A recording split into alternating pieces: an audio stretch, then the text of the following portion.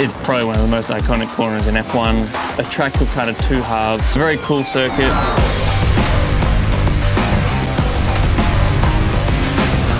So we've got a lap of Austin. Here's turn one. It's probably one of the most iconic corners in F1.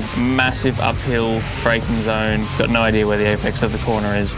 Bit of a theme around Austin. A very cool corner, really good for overtaking because you can brake super late, and a very tight apex, so you've got to brake pretty hard. A very cool circuit. A lot of quick corners to start the lap, a lot of slow corners at the end of it. It's cool, and the barbecue makes Austin a pretty cool place as well.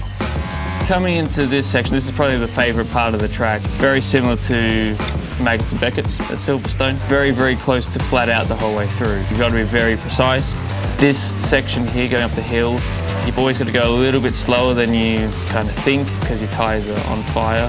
And this left-hander here, if I stop here, you can't actually see where the exit of the corner is. So this is a very tough corner to get right. A nice big sausage curve on the apex as well to keep you entertained. This last part of the track is honestly very, very technical. A really long right-hander. You feel like you're always trying to get to full throttle and you never can.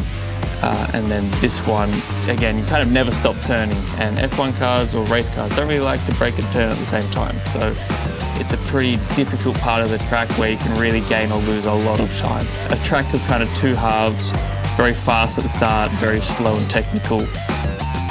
I have no idea what a fast lap around Austin is. Why don't we find out? Pole position last year, a 1:34.7. I reckon I can do it. Beat my time around Austin and unlock the Google Chrome 2.0 livery in-game. Open the lap nicely. DRS on the front straight. So turn one, pretty iconic, massively uphill to a very tight hairpin. Getting traction out of here is really important. You've got a pretty long run. And this section, I have to concentrate, but very fast. You want to try and get the first one right, because if you don't get that right, then the whole sequence is going to be pretty tough. And then it just keeps going.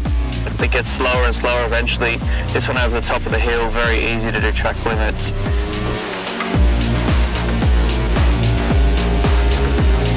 This hairpin onto the back straight, very tight and a very important exit because it's the longest straight on the track. Now you can relax for a few seconds, look at the Ferris wheel, look at the big tower. And then braking at kind of 100, another big hairpin. And then this part of the track is really tough and slow. So this is a really long right-hander, very tough to get on the throttle. This one, you kind of just have to guess where you need to brake, and a very tight left-hander. A quick right-hander, which in the race is almost flat out, and in qualifying is flat out pretty comfortably. And then another pretty blind left-hand corner, you can't really see where the apex is. Don't do track limits again. And then last corner, and that's a lap of Austin. There you go, a 1:34.5 on the dot. I'm pretty happy with that, but I reckon you guys can beat it. So go get your livery.